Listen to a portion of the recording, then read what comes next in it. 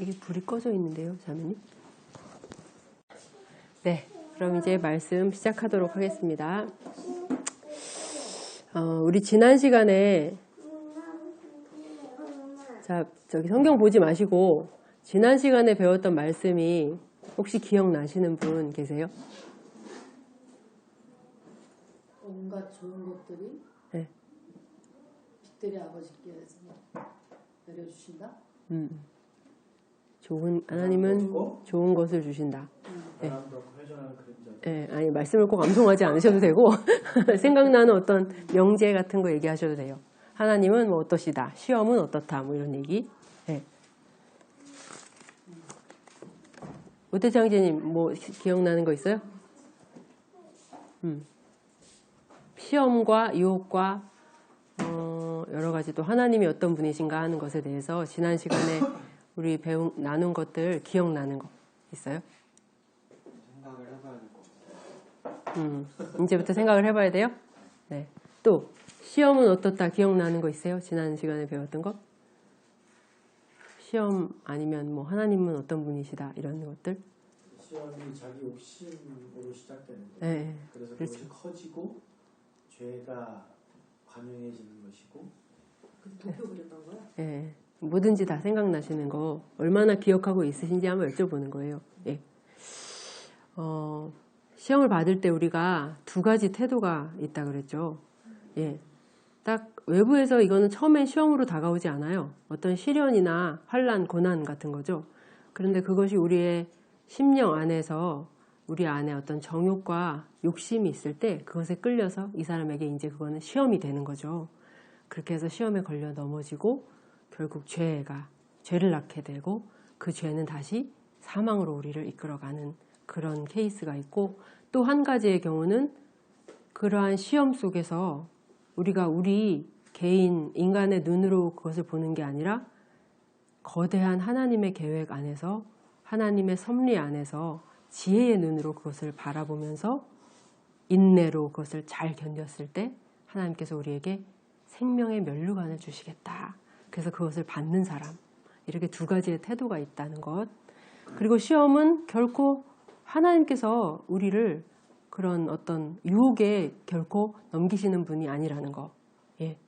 우리가 인간이 사람이 시험에 끌려서 넘어지는 것은 오직 자기 욕심에 끌려 미혹되기 때문이라는 것. 예. 하나님은 늘 우리에게 어떤 것만을 주신다? 좋은 것만을 주신다. 예. 그리고 그 하나님의 속성은 결코 변하지 않으신다. 예. 그런 것들을 우리가 지난 시간에 배웠죠. 야고보서 1장의 18절을 한번 보시면 18절 한번 읽어볼게요. 시작. 그가 그 피조물 중에 우리로 한 첫 열매가 되게 하시려고 자기의 뜻을 따라 진리의 말씀으로 우리를 낳으셨느니라. 예. 이 마지막 18절에서 야고보는 하나님께서 자기의 뜻을 따라 진리의 말씀으로 우리를 낳으셨다. 이렇게 말씀하고 있어요. 여러분, 한 그리스도인의 탄생은 이렇게 이루어지는 거예요. 어떻게? 하나님께서 자기의 뜻을 따라, 인간의 뜻에 의해서가 아니에요. 하나님 자신의 뜻을 따라 진리의 말씀으로 나라는 그리스도인을 낳으신 거예요. 그래서 나는 원래의 나와 전혀 다른 새로운 피조물로 다시 태어난 거예요. 예. 그런 자들을 향해서 야고보는 다시 한번 우리가 모두 다, 야고보도 또 우리도 모두 다 그런 존재잖아요. 그러니까 우리 모두 다 주 안에 한 형제들이잖아요. 야고보는 그런 자들을 향해서 정말 사랑과 애정을 가지고 이렇게 부르고 있는 거예요. 내 사랑하는 형제들아 라고 친근하게 부르면서, 그렇다면 그 진리의 말씀으로 나아진 우리, 새 생명을 가진 우리들이 살아가야 하는 삶은, 그 삶의 구체적인 모양은 어떠해야 되는가, 그 부분에 대해서 야고보는 이야기하고 있어요. 여러분 이런 말 들어보셨어요? 현대 기독교인들의 삶은 철저하게 이원화되어 있다. 이런 얘기 들어보셨나요? 이게 무슨 말이죠? 기독교인의 삶이 몇 개라는 거죠? 두 개. 어떤 삶과 어떤 삶? 교회 안에서의 삶과 교회 밖에서의 삶이 있다는 거예요. 그리고 신앙으로 행동하는 영역이 있고 세상 가치관으로 행동하는 영역이 있다는 거죠. 이렇게 삶이 두 개로 완전히 분리되어 있다는 거예요. 현대 교인들의 삶이. 교회 안에서는 너무나 상냥하고 친절하지만 교회 밖으로 나가면 냉정해지고 무자비해지는 사람들. 여러분 교회 안에서 이렇게 복도 지나가다가 어떤 자매님이 어깨를 탁 치고 지나가면 어떻게 하나요? 아우 막 웃으면서 이 어깨도 쳐주세요 뭐 이러시나요? 그러면서 아우 재밌다 막 이러면서 이제 막 그렇게 웃고 지나가는데 딱 교회 밖을 나가서 길을 가다가 어떤 사람이 어깨를 탁 치고 지나갈 때 그럴 때 인상을 탁 쓰는 것, 이게 바로 이원화된 삶이에요. 이원화된 삶. 그런데 성경은 그리스도인들에게 이러한 두 개의 삶을 결코 가르치신 적이 없어요. 교회 안에서는 더 성도 같고 더 친절해야 되고 교회 밖에서는 좀 덜해도 돼. 이런 가르침을 주신 적이 없어요. 성경이 우리에게 말씀하시는 것은 철저하게 하나의 일관된 삶이에요. 이것은 삶이에요. 우리가 늘 살아가고 있는 순간순간. 우리의 아주 일상적이고 아주 사소한 영역에까지 내려와 있는 것, 이것이 바로 성경의 가르침인 것이에요. 여러분, 참된 신앙은 나의 일상 속에 있다. 동의하시죠? 예. 우리는 우리 일상의 삶의 모습을 통해서 여러분들의 일상을 한번 생각해 보세요. 그 일상의 삶의 모습을 통해서 내 신앙을 살펴보고 점검해야 되는 거예요. 교회 안에서의 모습만이 아니라. 사도는 말합니다. 내 사랑하는 형제들아, 사람마다 듣기는 속히 하고 말하기는 더디하며 성내기도 더디하라. 우리의 모습은 보통 이거하고 반대죠. 듣기에는 둔해요. 듣기 싫어하죠.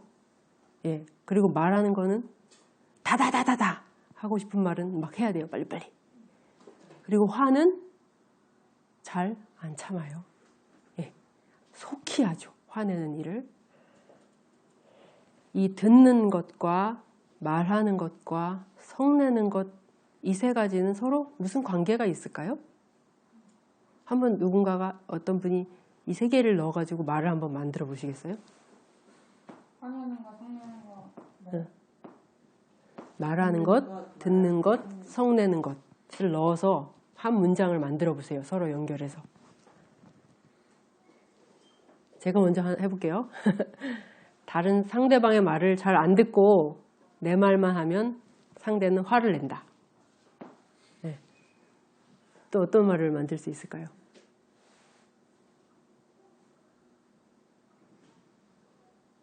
잘 듣는 사람은 말을 적게 하고 성을 내지 않는다. 그렇게 말할 수도 있죠. 또 거꾸로 해서 화가 나면 말은 다다다다 하고 듣지는 않는다. 그죠? 이 세 가지는 아주 긴밀하게 다 연결이 돼 있어요. 그래서 하나가 잘 되면 이것도 잘 되고 저것도 잘 되는데 하나가 잘 안 되면 이것도 저것도 다 안 되게 돼요. 우리가 살다 보면 주변에 보면은 대화가 잘 안 되는 좀 답답한 사람들이 있어요. 친구들 중에도 있고 직장 동료 중에도 있을 수 있고 아니면 여러분 집 안에 있을 수도 있죠. 그런데 이 사람들의 공통점이 뭔지 아세요, 여러분? 대화가 잘 안 되는 사람들의 공통점. 듣질 않아요. 맞습니다. 들을 줄을 모른다는 거예요. 이 사람들이 청력이 나쁜 것도 아니고 이어폰을 꼽고 있는 것도 아니에요. 그런데 얘기를 잘 안 들어요. 듣기에 아주 둔해요. 듣기에 더딘, 듣는 일에 둔한, 듣기 싫어하는. 안타깝지만 우리 가족 간에도 또 부부 간에도 이런 일들이 정말 많이 있는 것 같아요. 제 아내는 제 말을 잘 안 들어요. 제 남편은 제가 하는 말을 들으려고 하지를 않아요. 우리 엄마는, 우리 아빠는 제 말을 귀담아 듣질 않아요.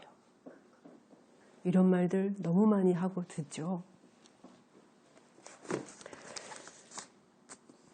듣기를 속히 하는, 아주 민첩하게 하는 사람들을 보기가 정말 드문 세상인 것 같아요.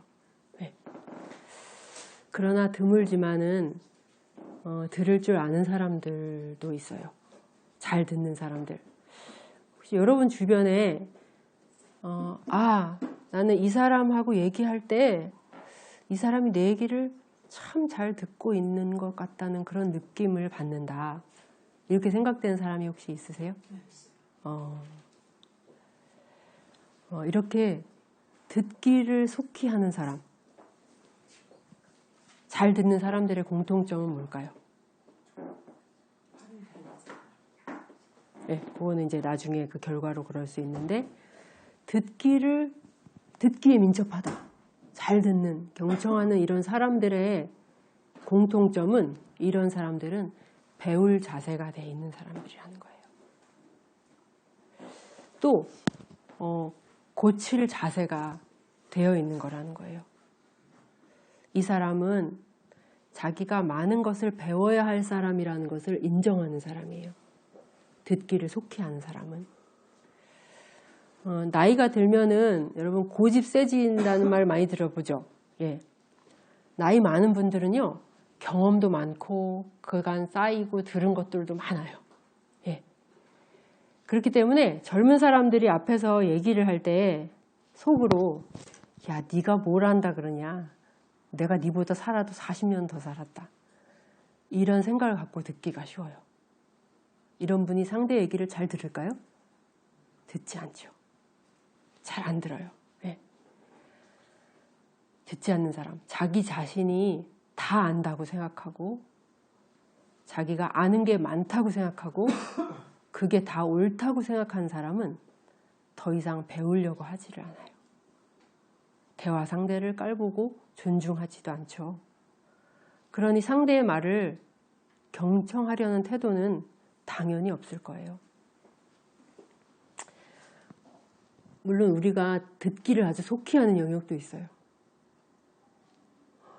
자매님 오늘 너무 젊어 보인다.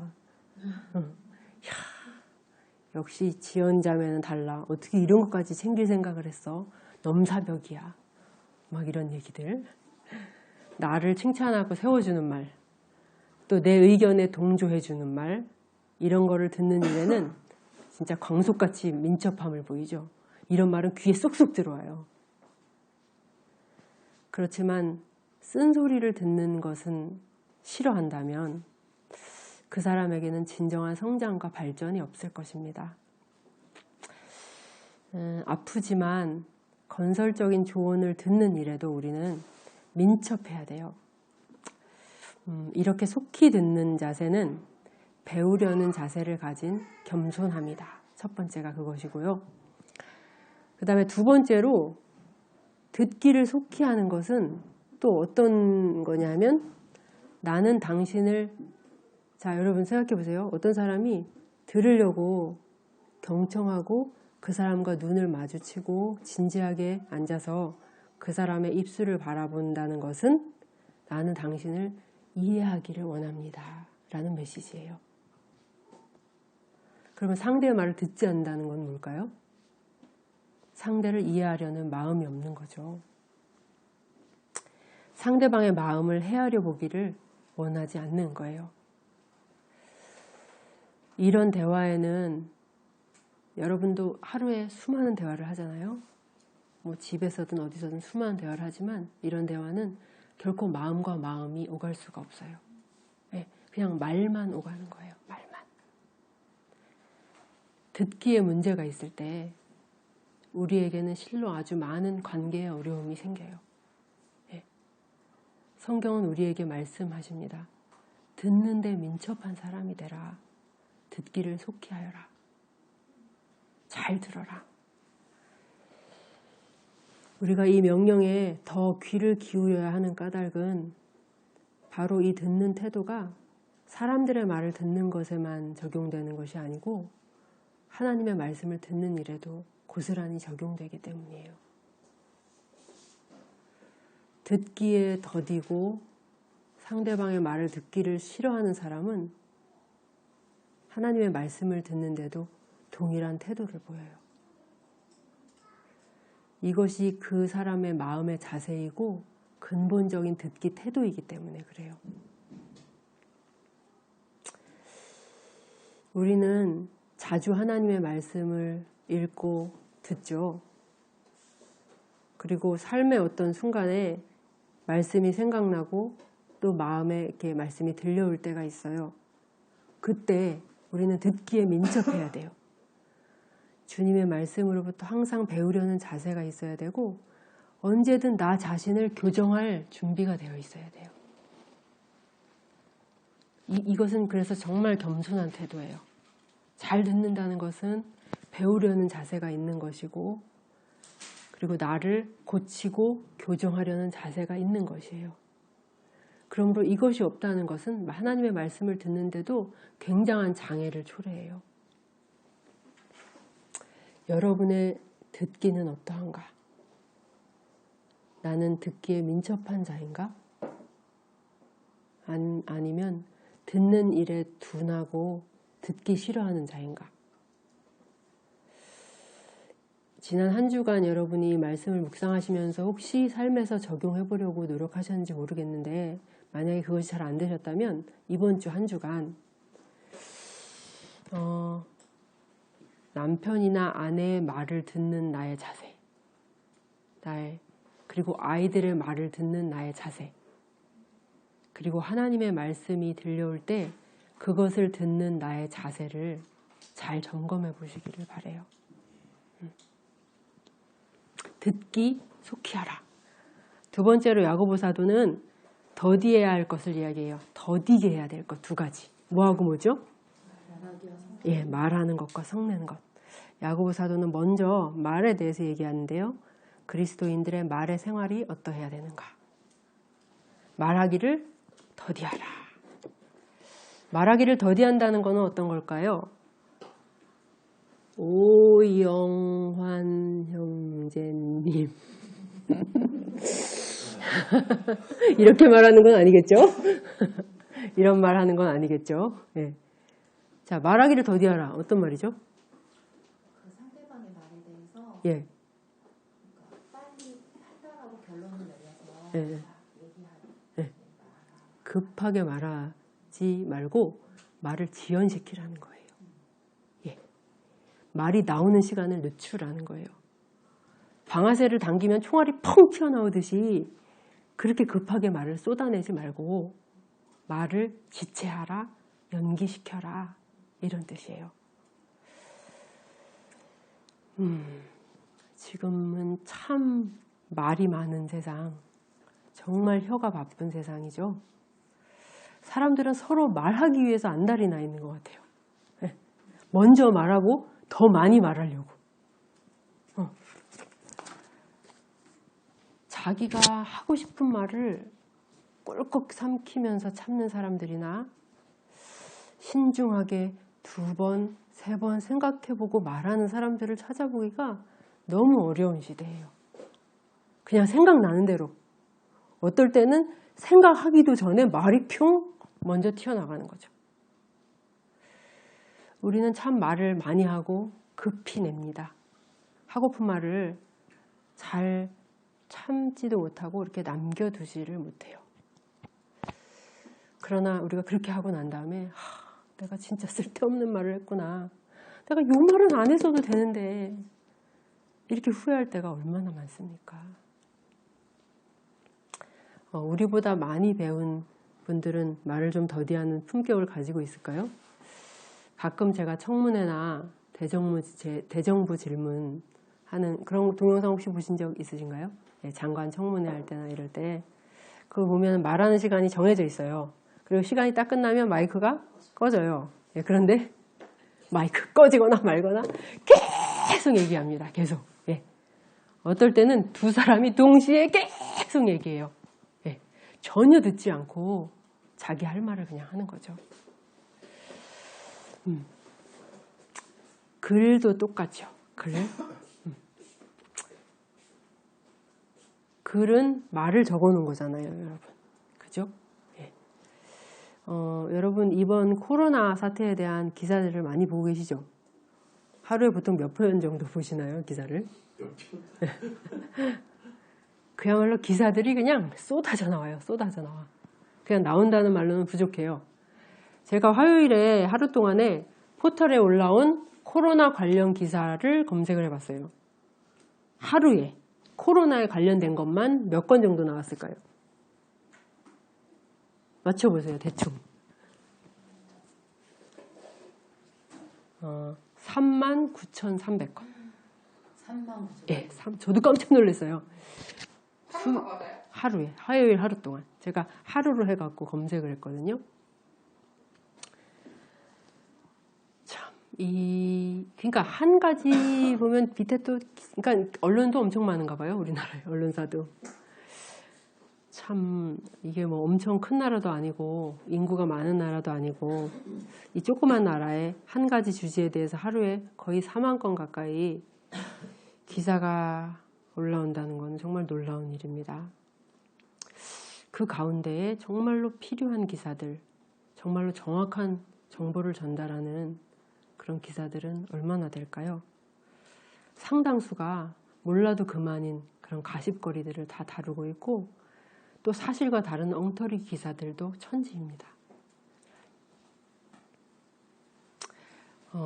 블로그, 또 페이스북, 카톡, 인스타그램, 유튜브 이런 데 하루에 올라오는 글은 얼마나 될까요? 상상을 초월하겠죠? 나는 어제는 이걸 먹었다. 오늘은 저걸 먹을 거다. 오늘 이 옷을 샀다. 저 모자를 샀다. 내일은 저기 놀러 갈 거다. 대부분이 다 이런 내용이죠. 네. 우리는 참으로 많은 말들과 글들을 쏟아내는 그야말로 말의 홍수의 시대를 살아가고 있습니다. 이 말의 전성시대에 우리 그리스도인들의 말의 생활은 어떠해야 될까? 여러분의 말은 어떠한가? 우리의 말하기는 더딘가요?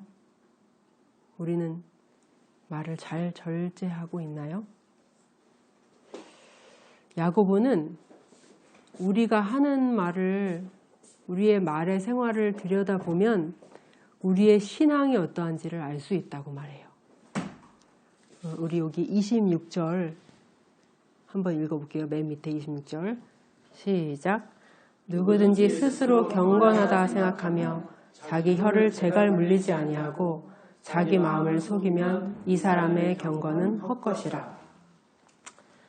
예, 여기 정말 하나님을 사랑하여서 날마다 눈물로 기도하고 또 이웃을 자신에게 있는 많은 것들을 내어주면서 정성껏 섬기는 그러한 경건한 사람이 있습니다.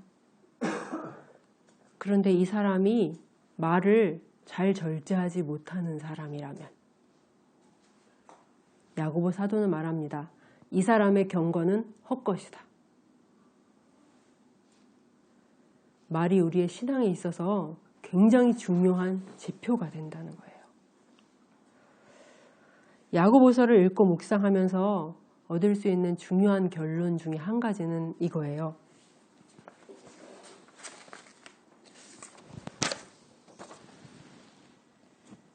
한번 읽어볼까요? 시작. 나의 혀는 나의 참된 영성을 측정하는 믿을 만한 기준이다. 예. 무엇이? 내 혀가 내 참된 영성을 측정하는 아주 중요한 기준이라는 거예요. 여러분의 혀는 여러분의 신앙의 수준을 알려주는 아주 중요한 지표예요. 아유, 그 집사님은 입이 좀 가벼워서 그렇지 신앙은 얼마나 좋은데, 그 형제는 말을 좀 막해서 그렇지 그렇게 신앙이 순수하고 좋은 사람도 없을걸? 이런 말은 사실상 성립될 수가 없는 거예요.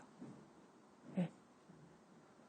어떤 사람에게 신앙심이 정말 깊다, 정말 경건하다 라고 판단할 만한 많은 경건의 모양들이 있다 할지라도 그가 그의 혀를 컨트롤하지 않고 제멋대로 그 혀가 움직이게 하는 사람이라면 그는 경건하지 않은 사람이에요. 그는 신앙이 좋은 사람이 아니에요. 특히 자기 자신에게 해를 끼칠 능력이 없는 사람을 대하는 혀, 이게 더 확실할 것 같아요. 아주 가까운 데서 보여주는 그런 가까이 것들. 있으면서 내가 어떤 말을 해도 나에게 해를 끼칠 능력이 없는 자에게 나가는 혀, 이게 가장 확실할 것 같아요. 그런데 다른 자기의 어떤 모양을 보고 스스로 경건하다고 여긴다면 그것은 자신을 속이고 있는 것이다 라고 사도는 말하고 있는 거예요. 정말로 경건하고 신앙이 좋은 사람은요, 자기 혀에 재갈을 물리는 사람이에요. 재갈을 물린다. 어떤 뜻일까요? 이거는 무조건 말을 하지 않는다라는 의미는 아니에요. 네. 말이 적은 사람일수록 경건한 사람일까요? 그거는 아니죠. 네. 말에게 재갈을 물리잖아요, 여러분. 왜 말에게 재갈을 물리죠? 기수가 그 말의 속도를 제어하고 조절하기 위해서예요. 예. 빠를 때는 빠르게, 속도를 늦춰야 될 때는 늦추고, 이렇게 잘 조절하기 위해서.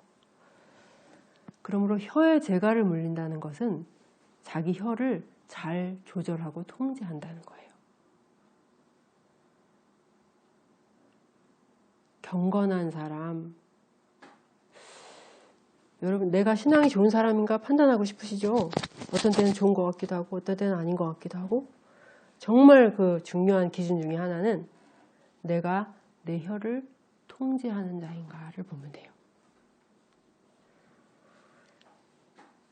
이 경건한 사람의 혀는 지휘자의 손을 따라서 이 오케스트라의 악기들이 막 연주되듯이 그렇게 하나님의 말씀에 따라 혀가 움직이는 사람이에요.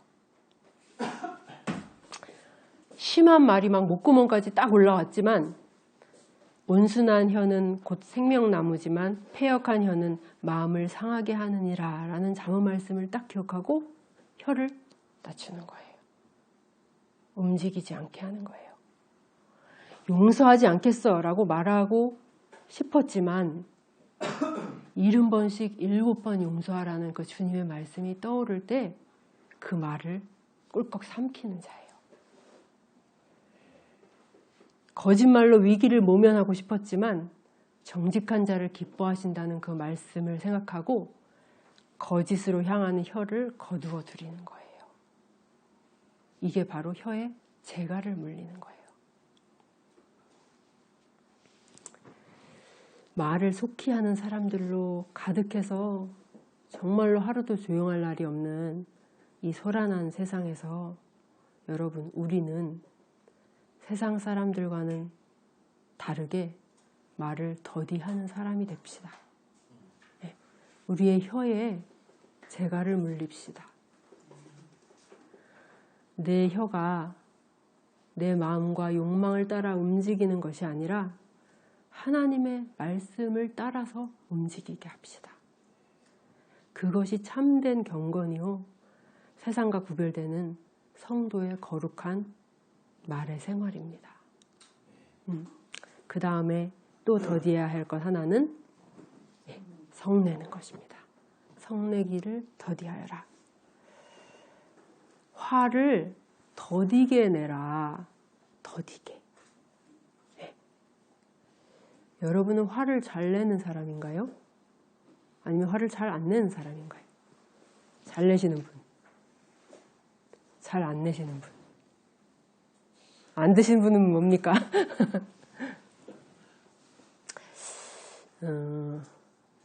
어쩌면 여러분보다 여러분의 남편이나 아내에게 혹은 아이들에게 묻는 게 더 정확할 수도 있겠죠? 저한테 묻는 게 나을 것 예. 같아요.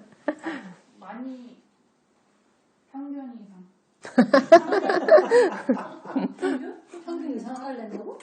평균에서 평균 이상 그 사이 약간 평균은 얼마큼이에요? 자, 여기 화를 잘 안 내시는 분 없어요?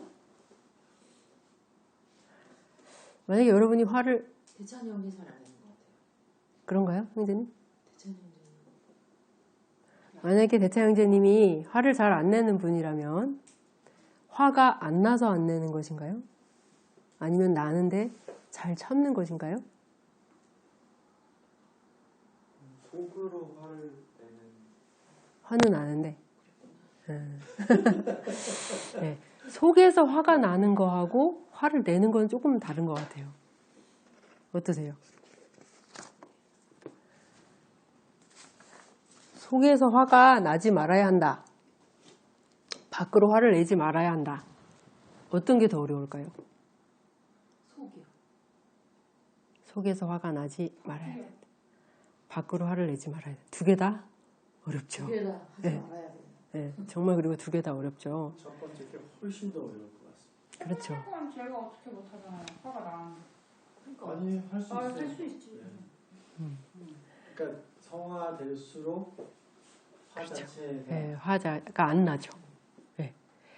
먼저 우리는 우리 안에서 화가 일어나지 않도록 해야 되죠. 이게 중요한 것이죠. 네. 그렇지만 그것이 안 되었을 경우에도 또 한 번의 기회가 있는데 화가 나지만 화를 내지는 않는 거예요. 예. 우리 21절 말씀, 아니다, 20절 말씀 읽어볼게요. 시작. 사람이 성내는 것이 하나님의 의를 이루지 못함이라. 와, 굉장한 말씀이죠. 단순히 그냥 나는 그냥 한번 화내고 끝이야. 뒤끝이 없어 나는. 이렇게 하면서 화내는 거를 혹시 가볍게 생각하는 분이 계시다면 이 말씀을 기억하셔야 돼요. 당신이 화를 내는 것이 하나님의 의를 이루지 못한다.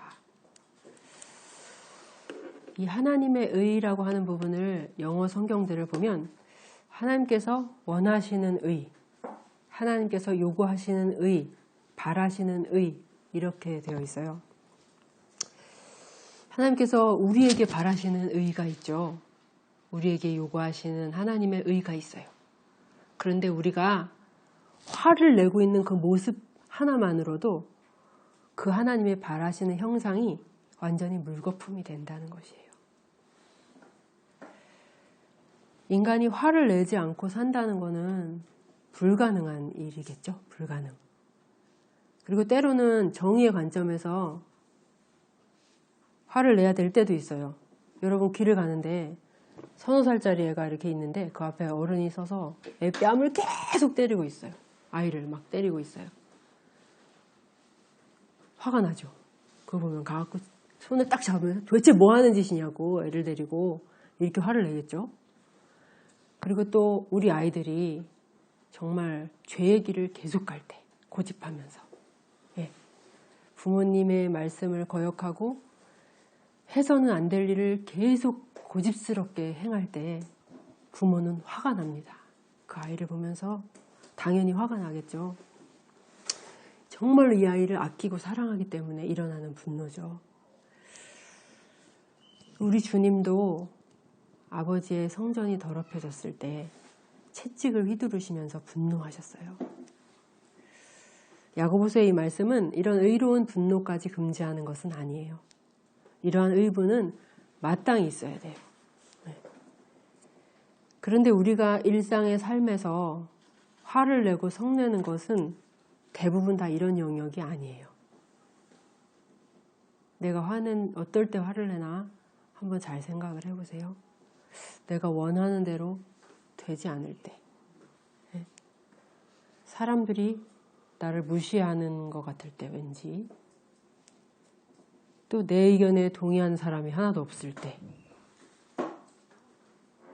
그럴 때 화가 나죠. 그리고 막 나는 급한데 앞차가 늦게 가요. 그러면 화가 나죠. 우리가 일상의 삶에서 화를 내는 대부분은 나 중심적인 생각 때문이에요. 이기적인 생각 때문이죠. 야고보 사도는 이러한 화내기를 중단하라고 말하고 있는 거예요. 여기서 성냄이라고 하는 게 그 언어적으로 보게 되면 자기 내면에서 뿜어져 나오는 자아의 표현 이런 의미가 있어요. 예, 되게 좋은 설명이네요. 내면에서 뿜어져 나오는 자아의 표현.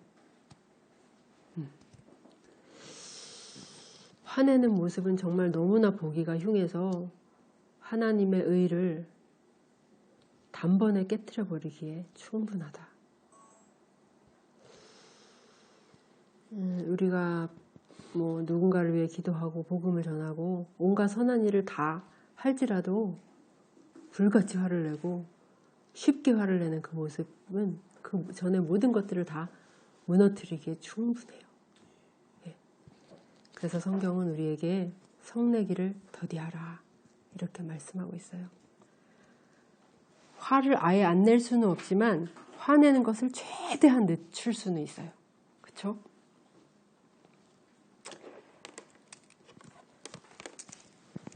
자, 듣기는 속히 하고 말하기는 더디하고 성내기도 더디하라 이렇게 말하고 난 후에 사도는 21절에서 이렇게 이야기합니다. 우리 21절 한번 읽어볼게요. 시작. 그러므로 모든 더러운 것과 넘치는 악을 내어버리고 너희 영혼을 능히 구원할 바 마음에 심어진 말씀을 온유함으로 받으라. 그러므로 무슨 말일까요? 그러므로 네. 듣기를 속히 하고 말하기를 더디하고 성내기를 더디하지 말라 이렇게 얘기한 다음에 그러므로 그러하기에 너희는 이렇게 해라. 우리에게 가르쳐 주는 거죠. 너희가 할 일은 무엇이다? 모두 내버리는 것 그리고 받는 것이다. 두 가지를 얘기하고 있어요. 그리고 이것은 순서가 중요해요. 내버리다 라고 번역된 이 헬라어는 벗어버리다 라는 의미가 있어요. 벗어버리다. 여러분도 초등학교 때 밖에서 무지하게 놀아보셨죠? 밖에서. 아예 집에 안 들어오셨잖아요. 해 떨어질 때까지. 네, 저도 맨날 그 공판장, 누에고치 공판장 가가지고 아니면 일산초등학교 운동장 가가지고 그냥 계속 하루 종일 오재미 하고 또 뭐 땅 따먹기 하고 구슬치기 하고 또 고무줄 놀이 하고 그렇게 계속 놀다가 이제 엄마가 막 몇 번씩 부르면 이제 그때 들어갔는데 그때 다 흙바닥이었잖아요. 예, 운동장. 그렇게 놀다가 막 온몸에 흙 범벅이 돼가지고 막 그렇게 딱 집에 들어가면 엄마가 뭐라 그러세요? 얼른 손 씻고 옷부터 갈아입어! 이렇게 얘기하시잖아요. 예. 그러면 우리는 이 더러운 옷을 그냥 훌러덩 다 벗고 들어가요. 옷 벗고 들어와. 그렇죠. 옷 벗고 들어가. 아이 그 문간에서 그냥 옷을 벗고 들어가야 돼요. 다. 네. 그런데 웃도리만 벗고 흙먼지 잔뜩 뒤집어 쓴 바지랑 양말은 그냥 신고 들어간다면 웃도리 벗은 게 무슨 의미가 있을까요? 옷은 다 벗었는데 흙이랑 땀 범벅된 양말은 그대로 신고 이불 속으로 들어간다면 그것은 벗은 게 아무 의미가 없는 것이죠. 금세 방은 여기저기 떨어진 흙으로 금방 지저분해질 거예요. 그런데 혹시 우리가 죄를 버리는 모양이 이렇지 않은지 모르겠어요. 요거는 버리는데 요거는 남겨두고 조금씩 찔끔찔끔. 여러분 냄새가 나가지고 음식물 쓰레기를 갖다 버리는데 반만 버리는 분 계세요? 만약에 그런 집이 있다면 그 집은 1년 내내 썩은 내가 진동할 거예요. 어떻게 해야 돼요? 다 갖다 버려야 돼요. 반만 버리는 거는 의미가 없어요. 죄에 대한 우리의 태도가 단호해질 필요가 있어요. 야고보 사도는 모든 더러운 것, 그냥이 아니라 모든 더러운 것, 넘치는 악을 옷을 벗어버리듯이 다 벗어버려라 라고 우리에게 이야기하고 있어요. 그리고 나서 말씀을 받으라. 우리 안에 남겨둔 죄는요, 그 남겨둔 악은 자라요. 우리가 지난 시간에 욕심이 잉태한 즉 죄를 낳고 죄가 장성한 즉, 죄가 마치 생명을 가진 존재인 것처럼 말씀하셨잖아요. 죄는 이렇게 자라고 장성해요. 그렇게 해서 우리 안을 또 가득 메워버려요. 죄를 버리되 반만 버리려는 마음, 죄를 척결하되 30%만 척결하는 그리스도인. 그 사람은 어제도 오늘도 계속해서 죄와 싸우지만 그 싸움은 너무나 힘겹고 버겁기만 해요. 별 능률도 없고 큰 효과도 없어요. 온전한 승리를 원하지만 그 승리, 의가 승리하고 그 거룩이 승리하는 그런 삶은 언제나 내가 간 것 같으면 또 저기 멀리 있는 것 같아요. 죄를 이렇게 찔끔찔끔 남겨두는 사람의 마음밭에서는 그 남은 죄가 다시 자라납니다. 다시 무성해져서 마치 가시덤불처럼 우리의 심령을 덮고 있어요. 그래서 거기는 하나님의 말씀의 빛이 들어가기가 힘들어요. 여러분, 이스라엘 백성도 그랬죠. 여러분, 이스라엘 백성이 가나안 땅에 들어갈 때 그들은 하나님의 은혜로 가나안 땅을 정복하기는 했지만 그들을 완전히 진멸하라는 하나님의 명령을 듣지 않았어요. 그리고 그들을 남겨뒀어요. 가나안 족속을 조금 남겨뒀죠. 결국 어떻게 됐나요? 이스라엘은 점령자고 지배자의 위치에 있었으면서도 불구하고 그 가나안의 우상 숭배와 그들의 죄악에 삼켜져 버렸어요. 그래서 결국은 멸망하고 말았죠. 야고보는 말합니다. 그러므로 그러한 삶을 위해서 너희가 해야 될 것이 있다. 죄에 관한 한 즉각적이고 완전한 제거, 그것이 필요하다.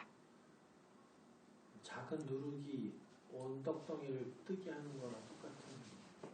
그렇죠. 우리가 죄와 왜 그렇게 싸우는 게 힘겨운가? 왜 이렇게 승리를 못하나? 여러분, 그 안에 있는 죄를 움켜쥐지 마시고 다 버릴 생각을 하세요. 그걸 위해서 계속 기도하시면서 결심하시고 완전하게 제거하도록 하세요. 네 안에 모든 더러운 것과 넘치는 악을 내버려라. 우리 안에 있어서 우리의 의롭고 거룩한 삶을 방해하는 모든 더러운 것들과 우리 심령 안에 넘쳐 흐르는 그 악을 옷을 벗듯이 그렇게 내다버려라. 남겨두지 말아라. 저는 이 말씀을 이렇게 보면서 이것이 굉장히 중요한 말씀이다 하는 생각이 들었어요. 이것이 정말 어떤 목사님은 이렇게 비유를 하시더라고요. 자기 아이가 가끔 이제 귀지를 파주는데 한 번은 이제 애가 너무 귀 아프다 그러고 말도 잘 못 듣고 그래서 봤더니 그냥 목사님이 사역에 바쁜 새에 귀지를 못 파줬더니 그냥 꽉 찬 거예요. 완전 딱딱하게. 예. 그래서 결국은 약으로 넣어가지고 이제 녹여가지고 그렇게 하셨다 그러는데 이렇게 우리의 죄가 우리의 심령을 가로막고 있는 한은 소리가 하늘의 소리가 하나님의 음성이 들려오질 않아요. 가시덤불로 가득한 우리의 심령에 빛이 들어갈 틈이 없어요. 그래서 야고보는 내버리고 온유함으로 그 말씀을 받아라 라고 이야기하고 있어요. 그리고 악을 내버리고 너희 영혼을 능히 구원할 바 마음에 심어진 말씀을 온유함으로 받아라. 마음에 심어진 말씀, 이 심어진은 과거 시제예요. 이미 심겨진 말씀이란 얘기예요.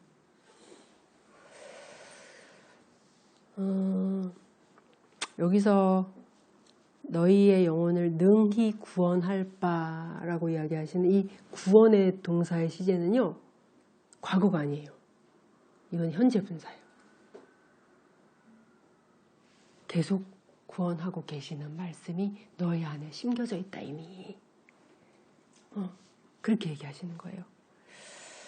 하나님의 말씀이 어떤 사람을 구원하고 난 후에는 더 이상 아무런 역할도 하지 않는다고 생각해서는 안 돼요. 예.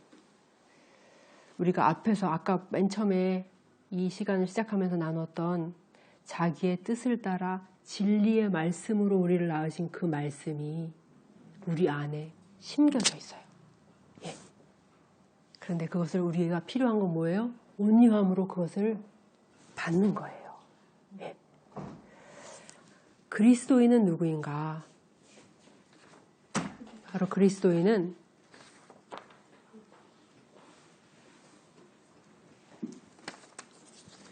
하나님께서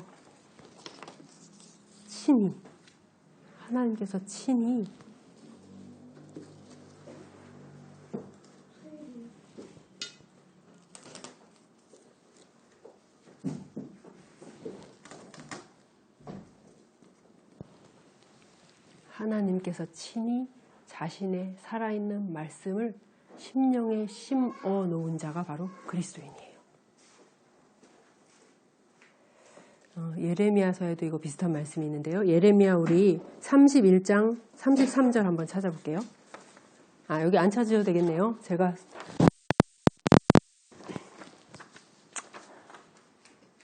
한번 읽어보겠습니다. 시작. 그러나 그날 후에 내가 이스라엘 집과 맺을 언약은 이러하니 곧 내가 나의 법을 그들의 속에 두며 그들의 마음에 기록하여 나는 그들의 하나님이 되고 그들은 내 백성이 될 것이라. 여호와의 말씀이니라. 아멘.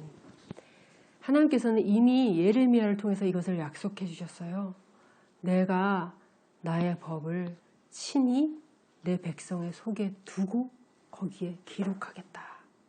이것을 야고보는 우리 안에 너희를 구원할 바 우리 안에 심어진 말씀이라고 이야기하고 있는 거예요. 그 말씀을 온유함으로 받아라. 말씀을 온유함으로 받아라. 온유함으로 받는다는 것이 어떤 의미일까요? 여러분, 씨앗이 뿌려진 땅을 생각하면 아주 쉽겠죠? 밭에 씨앗이 뿌려졌다고 해서 저절로 자라나고 열매를 맺는 게 아니에요. 그 땅이 이미 굳어서 딱딱해져 있다면 거기서는 어떠한 자라남도 열매도 없어요. 씨앗이 뿌려지지 않은 건 아니에요. 뿌려졌지만.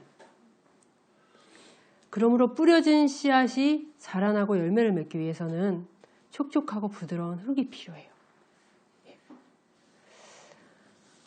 말씀을 받는 것도 똑같아요.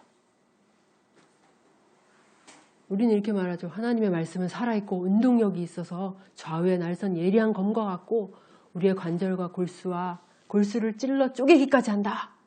예, 그렇게 하나님의 말씀은 강력해요.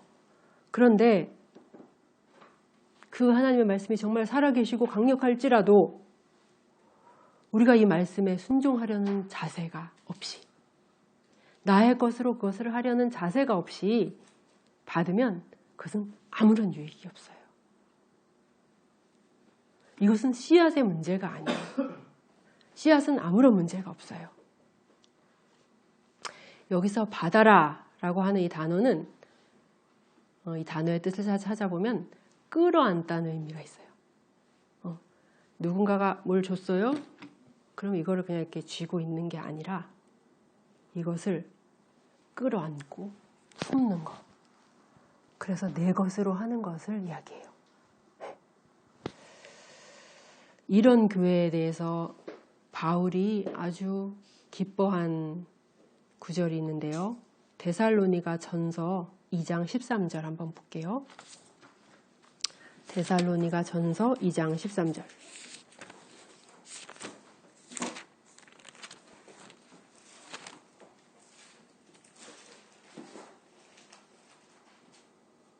네, 한번 읽어보겠습니다. 데살로니전서 2장 13절. 이러므로 시작.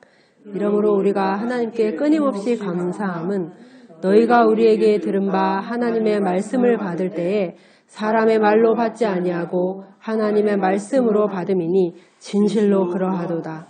이 말씀이 또한 너희 믿는 자 가운데에서 역사하느니라. 아멘. 우리는 말씀을 들을 때 정말로 내 앞에 계시는 하나님께서 나에게 하시는 말씀으로 듣고 있는가? 하나님의 말씀을 들을 때 지금 이 순간에 여러분 안에 그 말씀에 전적으로 순종하려는 준비가 되어 있는가? 그러한 마음으로 여러분 말씀을 듣고 계신가요? 하나님의 말씀에 정말 순종하려는 마음. 말씀이 딱 들려올 때 순종할 준비를 가지고 그 말씀을 듣고 있는가? 이거는 듣기에 속해 하는 것과도 아주 관련이 깊죠. 아까 우리가 말을 더디하라, 혀에 재갈을 물려라, 성내지 말아라, 이런 이야기들을 성경을 통해서 들었을 때 여러분의 마음은 그 말씀을 들을 때 아, 이거 하나님의 말씀이구나. 지금 나한테 주시는 말씀이구나. 내가 당연히 이렇게 살아야 되는구나. 내 말의 생활은 어떻지? 정말 말하는 거를 더디해야겠구나. 듣기에 민첩한 자가 돼야겠다. 나는 화를 잘 냈는데 오늘부터 이 말씀에 순종해야겠다. 여러분 이런 말씀으로, 이런 마음으로 말씀을 듣고 있나요? 바로 그것이 온유함으로 말씀을 받는 거예요. 순종의 준비가 되어 있는 마음, 순종하려는 그 자세. 이러한 자세로 말씀을 들은 자는 그 다음에 어떻게 할까요? 예, 그건 너무나 자연스러운 거예요. 그러나 이런 마음이 별로 없이 그냥 들어요. 이런 자들은 행함이 없어요. 이건 너무나 당연한 거예요. 우리 22절에서 25절까지 한번 읽어볼게요. 시작.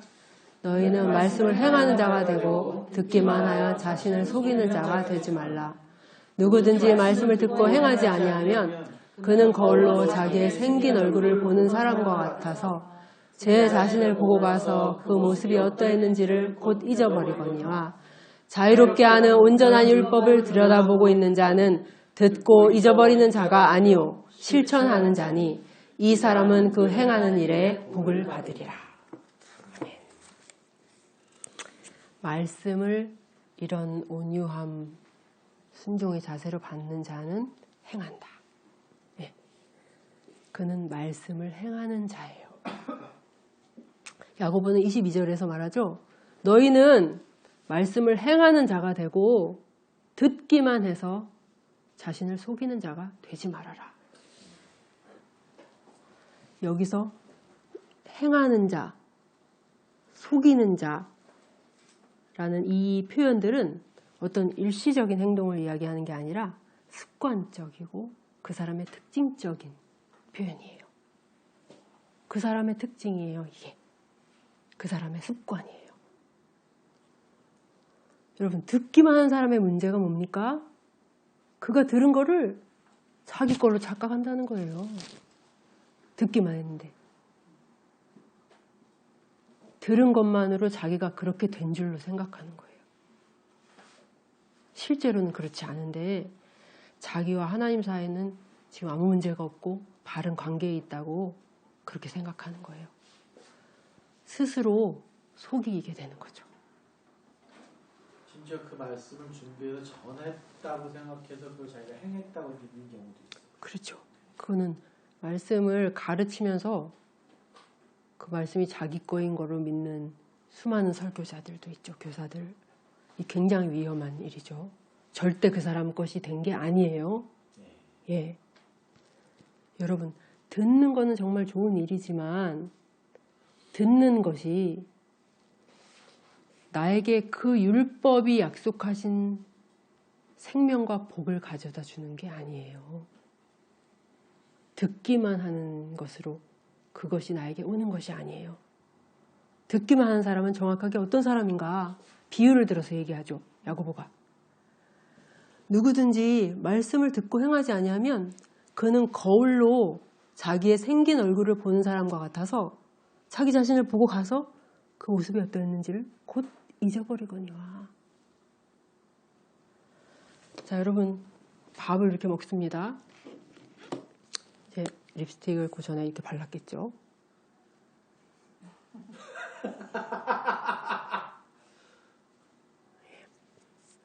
그리고 이제 밥을 먹어요. 그럼 어떻게 됩니까? 립스틱이 막 이렇게 번지죠. 예. 막 이렇게 되죠. 그러고 나서 눈이 가려워가지고 막 이렇게 눈을 이렇게 긁었어요. 예. 그리고 나서 밥을 다 먹고 화장실에 가서 거울을 딱 봤어요. 이게 뭐야 도대체? 그런데 거울을 딱 등지는 순간 자기 모습을 잊어버린 거예요. 그리고 이 모습 그대로 식당 밖으로 걸어 나가는 거예요. 여러분, 이 사람 정상인가요? 제정신인가요? 야고보 사도는 말합니다. 자기가 들은 말씀을 순식간에 잊어버린 자가 이 사람과 같다.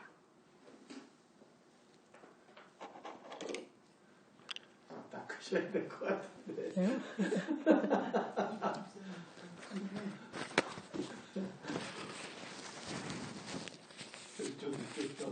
이게요? 안 돼? 집중을 방해합니다. 아, 네, 죄송합니다.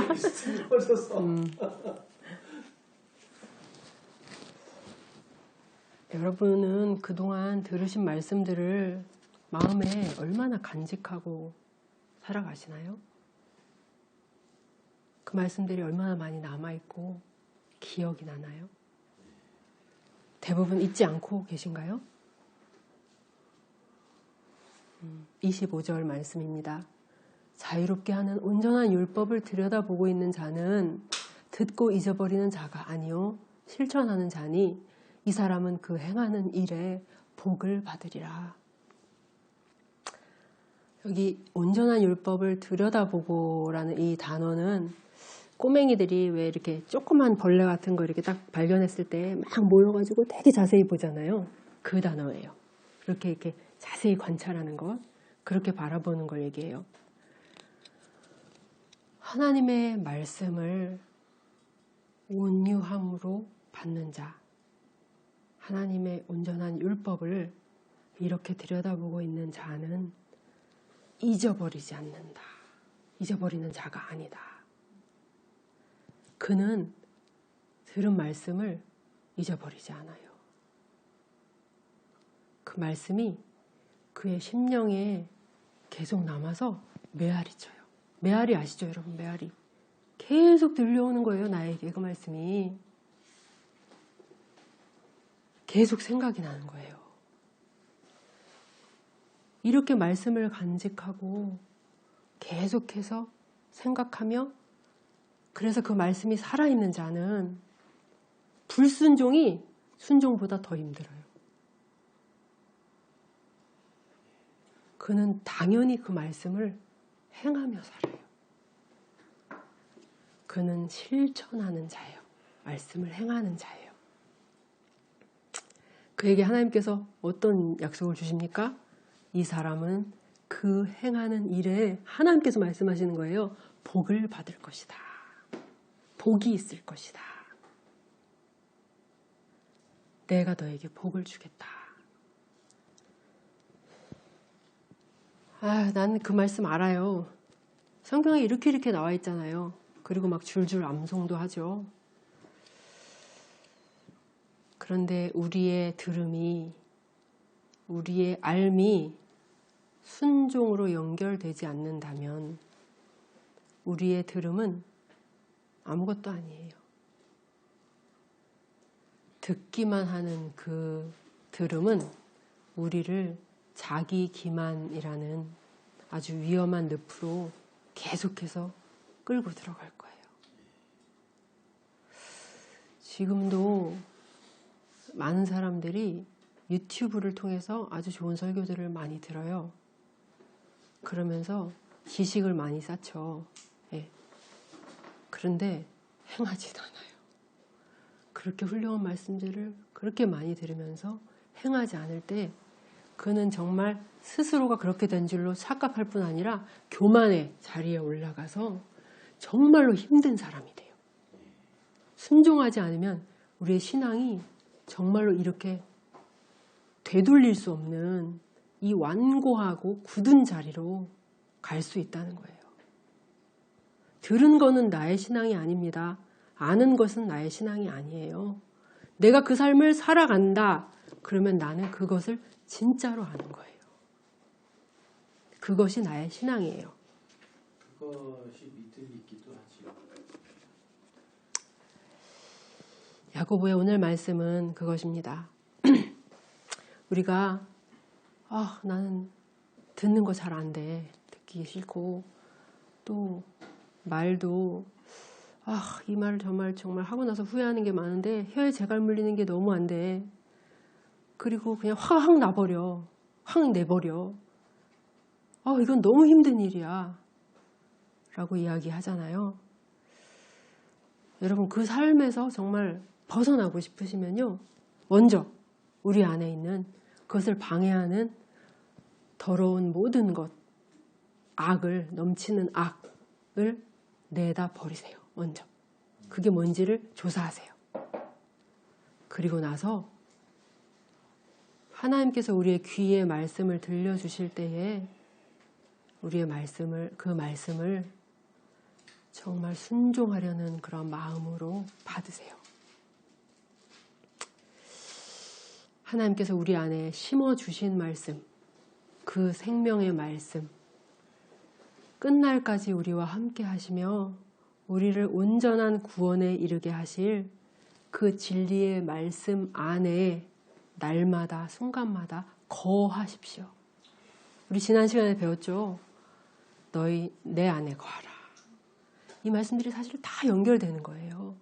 하나님의 말씀은 하나예요. 그래서 잊어버리지 마세요. 여러분 말씀을 듣고 간직하세요. 간직. 계속해서 새기고 생각하세요. 그 말씀이 우리 안에 살아있게 하세요. 그러면 순종하게 돼요. 예, 행하게 됩니다. 나의 일상의 삶이 정말 달라지게 돼요. 우리가 이렇게 아는 대로 실제 행해서 그 말씀이 우리 자신과 화합하는 가운데 받게 될 놀라운 복을 우리 소막교회 지체분들 모두가 다 경험할 수 있기를 소망합니다. 네. 감사합니다.